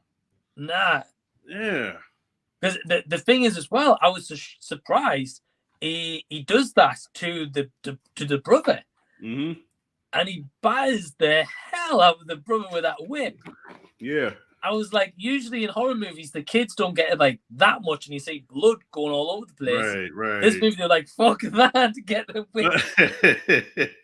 Oh, wait, what tripped me out with that, Mike, correct me if I'm wrong. I don't know if this is before or after, but the brother's unconscious, right? And Art's trying to wake him up. He's like, hey, like, wake up. And the boy ain't moving. So Art's kind of like, and then when you see him again, the boy's like this. He says, and Art's like eating on him. Right. Yeah, it's after that scene because when he's whipping them, and then obviously she gets the weapon and she whips him. Right. Him and her then have another battle. Right. And that's the bit where he kicks her down the basement, or like that down that cliff, and then she ends up in that red portal. Right. of sorts. So, this is one thing I said to my partner, which I would have loved to have seen. Mm-hmm. So, you know when he kicks it down into that basement scene? Right. And all you see is like her trying to get up off the floor, and it just pans to a shot of the upper head, right? Mm-hmm. And it cuts up in a second. I would have loved in that scene once he kicked her and it just shoots at that point. Just him putting his finger down into the hole and being like that. Oh yeah. I wish they did that. Oh man, yeah, that was that's when the movie started getting to the whole supernatural thing. Like what is going on here?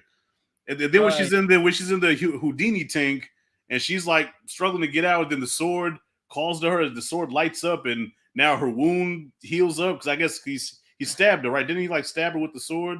And that's when he threw her down. Her in the belly, right? Yeah. So her wound heals. The sword lights up. Now she has the power like He-Man, and she emerges up, gets the sword, and I'm like, what? Huh? I'm like, what the hell is going on here? But I went with it, like when a movie is that good, even when it starts doing weird shit like that, because I'm so invested in it, I'm like, you know what? Whatever, man. I'm on board. Right. Whatever, Yeah, because I was confused by that scene as well. Mm-hmm. And again, I read up afterwards because I watched a video about the movie Explained, which didn't do a great job, that video, but it did right. okay. And they were saying when she goes down into that pit, mm-hmm. it's kind of a metaphor for like her life. Because her life at that point was kind of like down the dumps. She was always depressed. She wasn't over the death of her dad. Right. She kind of had a shit time of her mum for most part. And I think, from what I heard, like that battle where she's locked in that tank with the rope around her leg, it's meant to be like a metaphor for like her life and like her realizing, well, actually, she's loved by her brother, she's loved by her mum. Right. That love kind of conquers all in a cheesy way. Okay. I guess it makes sense to a degree. Kind of like what Thor: Love and Thunder tried to do, where he defeated the bad guy with love. Right. But this one, of course, did it better, I guess. Bro, that movie sucks. Yeah. I'm not gonna spend her last moments fighting you. I'm gonna spend her last moments there with her and holding her because I love her. What an epiphany. Damn, love does conquer all. Thank you, Thor. Fuck out of here, man. That movie, man. Yeah. So I guess that's what they were trying to do with this movie. But okay, I can buy that. I can buy that. Is she escapes and so now refresh my memory, man. How did they defeat him? I can't remember now. So how they defeated him. Yeah. So she gets out the tank. Yeah. At this point, as you said, to wake the boy up, he starts eating on his hand. And that's what wakes him up. Yeah. And then obviously he's then like snapping at like the boy's ankles as well. Or, like, I was about to say, I think I remember something about his legs too. Yeah, he was chewing at his legs too, or something like that. Yeah. Right. Okay. So then she comes up. She's got that magic sword, the He-Man sword. Mm-hmm. And then she's like slashing him to pieces. And then she chops his head off. Ah, okay. That's where it is. Okay. Yeah. She chops the head off. Yeah. Right. So then at that point you think, oh, well, he's dead. Mm-hmm. That's it. He's done for. Right. Because obviously the blood pours out. Well, actually, no. She slashed his throat first, then cuts his head off. Mm-hmm. So yeah. But then obviously after that, the little art girl comes. She picks up his head, and then you see her eyes turn like green for a second, and they go back to normal. Yeah. And the next time we see Art is in that post-credit scene. And what was your thoughts on Chris Jericho being in the post-credit scene? Jericho, yes, I forgot. Yes, the Walls of Jericho. Yeah, he was in there. Yeah, I love seeing him, man. I'm a big Chris Jericho fan. Anytime I can see a former WWF wrestler in any movie, man, it's a treat because I was such a big fan. So yeah, it was cool to see him in there. Right. But that scene itself was very bizarre. Because at first I'm like, okay, they're cutting to this girl and this chick in this asylum. Okay, what are they doing here? So somehow Art is gonna. Okay, I knew somehow he was gonna appear or something. But I did not see that coming, where she actually had a full pregnant belly and birthed his head. Yeah. I don't. What? So I don't know. are they going to do like Deadpool, and he's going to slowly grow a body out of his head and regenerate? Like, what are they doing with that? So I'm assuming so, because from what I noticed was when she gives birth to his head. So yeah, so we're going to the end of the movie now, and Victoria, who's the survivor of the first movie, who's got like one eye, her face all gouged, she's been put in this kind of mental hospital as such, or the psychiatric hospital, and yeah, she gives birth to Art's head. Yeah, but like the like obviously like the umbilical cord you have with a baby is usually like long and thin like a pen, I guess. Right. This umbilical cord was like that thick. Right. So I'm assuming he's gonna grow a body with that head. Oh, that would be so hilarious. I'm getting Deadpool 2 vibes, where Deadpool's legs got cut off. I think that was the second one. Where he had like little baby legs growing. Right. Oh God, I hope they don't do that, man. You know, honestly, you know, I think they're gonna go that route, because if you think about it, right? In the end scene, it obviously shows one of the women workers going in to see the room, and that's when she gets a shock, seeing Art's head laughing. Right? Now, if anyone cuts that umbilical cord, technically he would be dead, because he's got no life source. It's just a head again. Okay. Whereas like with that umbilical cord, it kind of seems as if it's like a new body as such, like regenerating as such. Right. So I'm assuming they're going to start off with like his head on like a little baby body. Carving people up. Right. Oh God, that visual was just that visual was crazy, man. Yeah, you know, hopefully we don't have to wait 6 years. So I think it was a 6-year gap from Terrifier 1 to 2. And I could tell they filmed this a couple of years or so ago, because when you saw Anthony LaRusso, he looks a lot younger than he does now. Yeah. Right. He looks a lot younger. So I said they probably filmed this maybe 2 years ago. Or started filming it 2 years ago, I guess. Yeah, because I noticed with LaRusso, he looked a little bit like when he was in Cobra Kai, like when he got out of his kind of like little chubby stage, I guess. Yeah. And like he just started to hit puberty, and he was like, "Oh wow, was that the same kid?" Right. Yeah. That was more like season 3, and if my memory recalls correctly, season 3 dropped in like the end of the beginning of 2021. So they filmed that in 2020. So yeah, it probably was up at that time. Right. Yeah. And in this movie, he's still not likable. Still unlikable. Yeah, fucking with a possum. I'm like, ugh. And those are the most disgusting animals on the planet. Like, I think that possum scene creeped me out more than the alley scene, just because possums are so disgusting to me. I hate those animals, Mike. They're the most disgusting, and like it's like a half rat, half cat. You know, they play dead. Like, you ever heard the term playing possum? Yeah. Yeah, they actually play dead. Like, so as a defense mechanism, they'll sit there like they're dead, and then when you walk away, they get up and run away. Yeah, wow, okay. Yeah, I hate those animals. Yeah, so you see them digging the guts and all the slime and stuff out. I'm like, oh. That grossed me out more than probably anything was that dead possum. Oh man, yeah. The fact that he calls that girl over to see it as well, I was like, what is he doing? Yeah, what's he doing? Yeah. So and that raises another question. So at that school, at that scene, he sees the pale girl and Art playing with the possum, and then he makes a noise. They spot him, and then he tries to run away, and they throw the possum at him, and he catches it, and they catch him with the possum. So it makes it. So I'm like, okay, if they're not there, how the fuck did the possum get in? It's like, who gave him the possum if it wasn't them? So you know what I'm saying? Yeah.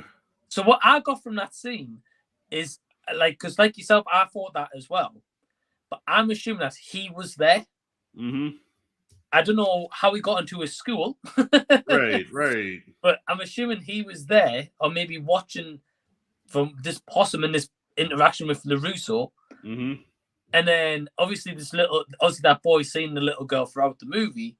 Right. So I'm assuming he must have done a runner when he ran off. Yeah. It doesn't explain it, but I'm assuming he did. I just go with it. I ask the questions. If I don't get an answer, I say, you know what? I like this movie too much. I don't care. Right. Yeah. Well, bro, we've got a couple comments here. Okay. D Movie Man says, Rashad, have you seen that clip when black people see other people? Black literally went from one person running to 3 to 6 to 20 to 30 people less than a minute. Always cracks me up. Nah, I've seen it in real life. Yeah. we run first, ask questions later. Man, right. And Jason saying, does Art the Clown have a weapon of choice? I don't think so. Whatever he gets his hands on. Yeah. I mean, I guess you could say that little apparatus that he put together at the end with the nail and stuff coming out of it, I guess, because that's what you see him with in the poster in the cover art. Right. Yeah. Right. Yeah, I don't think he has one in the third movie though, right? The second movie. Sorry, the first movie. I don't think he has a weapon of choice there. Nah. Just that fucking hacksaw. The hacksaw, yeah. It's Darnell saying, what would you like to see done better, different in the third movie from the first and the second? So yeah, let's talk about the third movie, Rashad. What would you like to see in Terrifier 3? I would like to see just continue doing what they're doing. I mean, so far what they're doing is working and it's on point. So yeah, keep bringing those new and innovative deaths. I want to see more of the lore of Art the Clown and how everything ties in. So hopefully we get all our answers, all our questions answered in the third movie, and more deaths. Maybe something that could top the girl hacked in half, or can rival Allie. You know what I'm saying? And that's pretty much it. Because these two movies, man, I have like little to no complaints, man. So give me more of the same, while also explaining the shit, so I have a better peace of mind knowing what the fuck is going on. Right. That's it, and that's all. Right. Yeah, same here. Yeah, I think I definitely think in the third movie, it won't be as long as the second one. But I think they'll definitely explain more of the lore and these. I wouldn't be surprised if we could maybe get some flashback scenes with the dad and the student and how he got these visions. Because I'm sure. Because did you notice in the book, before it gets to the picture of Art, there's a lot of photos of goblins and cyclopses. And I was like, so does that mean that Art comes from a family of non-earthly creatures and stuff? Goblins and trolls and stuff like that. Right. That's a good question. I don't know. But speaking of the father, I hope they don't do what they did in you ever see Friday the 13th 7, The New Blood?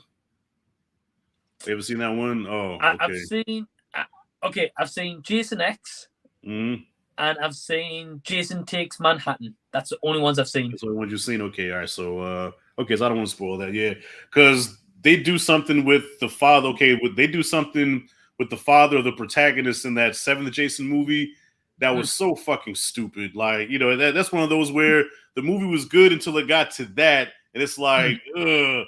And if they do that in Terrifier, man, me and Damien Leone are gonna have some words. Don't Friday the 13th Part 7. Almost calling Pennywise. That's a diss. Terrifier, Art the Clown. Don't Jason him in the next movie. That's all I'm gonna say. Yeah. Right.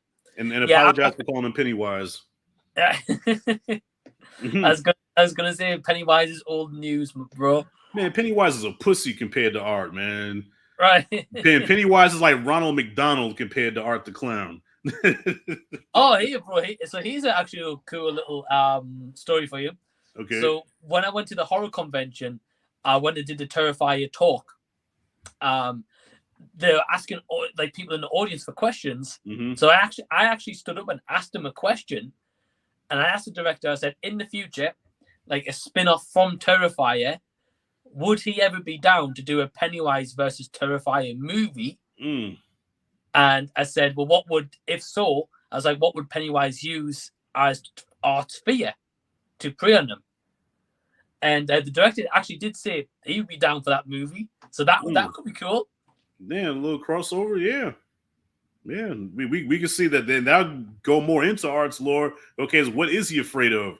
Because judging how he kills people, this dude doesn't have a soul. So what the hell could scare him? Right. But Yeah.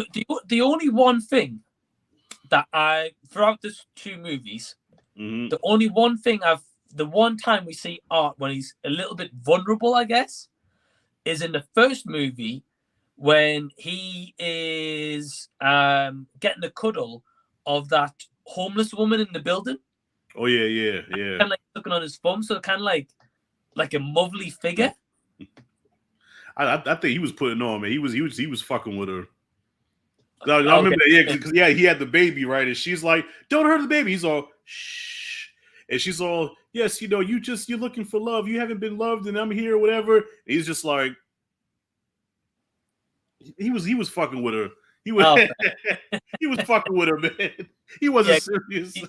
He does kill her straight afterwards. So. He just kills her right after. Yeah. He just like Art likes to fuck with you, man. You know. Yeah. Yeah. So we don't know that. Nah. Oh, Donnell said here, bro, when that little ghost girl pooped on the floor in the laundry scene. Yeah. Yeah, that was something. That would, because didn't he do the same thing in the first movie where in the pizza shop he had shit all over the walls and everything? Yeah. Yeah, that was gross, man. That was awesome. That was awesome. And D Movie Man says, I heard the movie in this film was whack, but I'm not sure if people are saying that referring to the character or the actress or the performance. No, she's just whack. Yeah, I mean, I thought she was funny, you know. Right. Especially when she whacked Sienna upside the head, like, go do what I said. Like, oh, shit. Yeah, I know mothers like that. My mom was like that. She'll go upside your head in a minute. Right, and then you said later on comes back for round 2. He comes back for round 2, yeah. Like Mike, I'll be in there just like, thank God the worst is over. Like, you ever get like an ass whooping, like you're hyperventilating, like, and then my mom comes, she says, you know what? I ain't satisfied. Comes back, wraps the belt around her hand. Round 2. God. But of course, my mom has amnesia. Oh boy, I never did that to you. Really, Mom? I ain't beat you like that. I ain't never beat you like that. All right. I'm just going crazy. Right. Yeah. So yeah, bro, do you have any other moments in this movie that you enjoyed or anything that we haven't mentioned so far? I enjoyed everything, even the stuff that really didn't make sense to me. This movie just entertained me from the opening shot to the end credits, and I was concerned because of 2 hours, 18 minutes or something like that. Yeah. It concerned me. I said, wait a minute, slasher movies ain't supposed to be this long. And I thought I was gonna feel the runtime. I thought it was gonna drag and get slow. It didn't drag not one time. I didn't fall asleep not one time. I didn't even get sleepy, you know. So what's that go to show you? It was a good callback to the 80s. I like the soundtrack. You know, so the soundtrack took it back to the 80s. I have nothing but love for this movie, man. I have like very little negatives. You know, that's why I gave it an A+, and easily one of my favorite films of the year. Yeah. Oh, bro, I love the music in this movie. Mm-hmm. Like, especially like Terrifier's theme song as well. Yeah. Like, that's so good. Mm-hmm. Yeah, and wait, but I have to add too. He's an asshole, man. When he saw what he did to the chick from the first movie, because remember the little pale girl was watching on the TV, the interview, right? Yeah. So he's putting his weapons against, so he's like looking, right, watching, right, and then when he sees her face when she was all mangled, she was like, "Yes, when I looked at myself, I wanted to die." He's all, yeah. I'm like, you asshole, man. He was proud of that shit. Oh man. Yeah, I forgot about that scene completely. Yeah, like he saw her and bust out laughing. Like, but damn, again, like that's me. I did that. But again, I remember watching that scene and I was laughing at it as well. I'm a twisted individual. I know, right? I think a lot of us that watch the movie and laugh, man, we need to really do inner reflection or some shit. I don't know. Nah. Yeah. Bro, remember when we wanted to see Pearl? Yeah. And we just burst out laughing when she was with the scarecrow. Yeah. I said, wait a minute. Like, wait. But Mike, you know what? I was laughing. I was like, I said, you know what? That shit kind of turned me on a little bit. I said, yeah. I said, something in some sick twisted way. That shit kind of turned me on, man. Oh damn! Yeah, for a moment, I said, you know what, Pearl can get it. For a moment, the shit didn't last long, though. That bitch was crazy. Right. Oh man. So Yeah. Rashad, what would you say is your favorite scene in Terrifier 2? My favorite scene, because there's so many of them. Favorite scene or favorite kill? Well, favorite kill was Allie, man. Like that shit was brutal. Yeah, Allie was brutal, man. Like, yeah, same. Yeah. I mean, I liked all of them, man, but she was like, oof, that shit was hard to watch. Right. Yeah.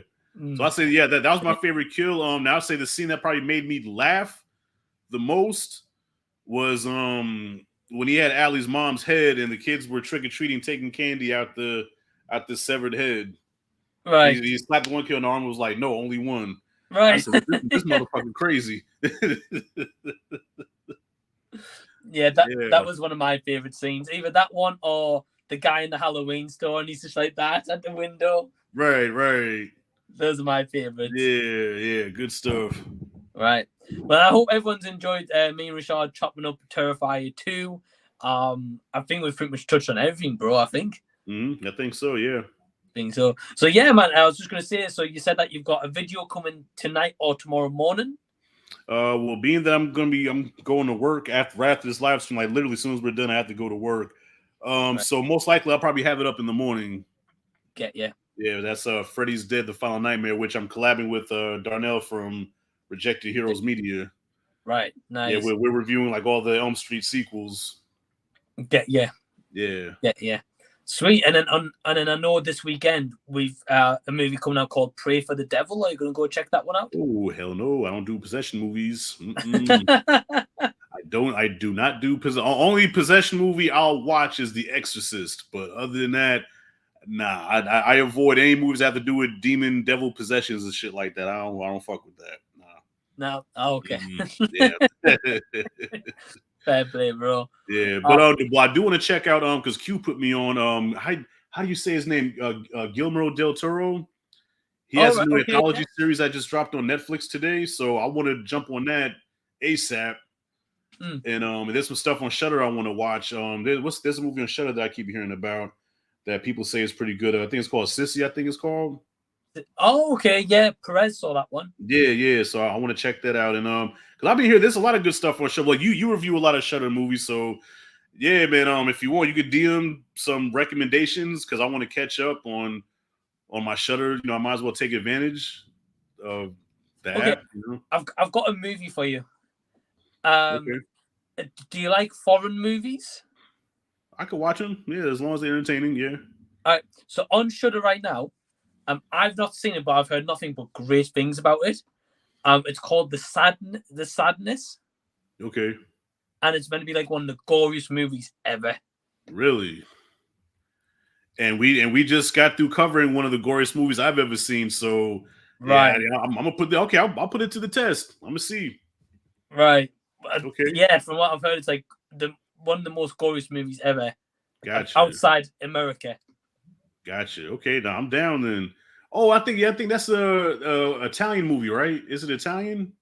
I'm not sure. I think it might be Korean, but I might be wrong. Korean. Oh, okay. But yeah, bro, I recommend that one. Gotcha. Okay. Yeah. Let me know a few of them, man. Like DM be like, yo, check this one out, check that one out. Because I know there's a lot I got to catch up on. So you let me know which ones you recommend, and I will. Yeah. No doubt. I haven't given you a bad movie yet, unless it was the collab series, which was intentionally bad movies. Oh man, Aqua Slash, one of the greatest movies of all time. Hey, bro, Aqua Slash has been better than some of the movies you've seen this year. Nah, facts. Look, I'd rather watch Aqua Slash twice in one day than to watch Barbarian again. Fuck that Wow. movie. Okay. Yes. Oh man, I love And Thornberry. VHS 99. Both of those Yeah, movies. that was funny. Yeah. So yeah, just let everyone know, Rashad. I've left your link in the description box below, so please go subscribe to Rashad. Go check out his videos. I did just upload one of VHS Can Kick Rocks. Go check that video out. Yes, sir. Yes, sir. So funny. But yeah, man, just thank you so much for doing this. Thank you for having me, man. I feel so relieved now because I've been holding this in for so long, and I just felt like, I just took a laxative and just released everything that was in my guts. You know what I'm saying? Like, I just feel 10 pounds lighter now. So Thank you. Yeah. Rashad, Bro, that's nasty. welcome. Well, I'm a nasty motherfucker. So what? Bro, you're welcome. And and when Terrifier 3 comes out, you can guarantee me and Rashad will be back on another live stream. Yes, sir. Yes, sir. No doubt. As sure as we know the sun coming up, we're gonna be covering that one too.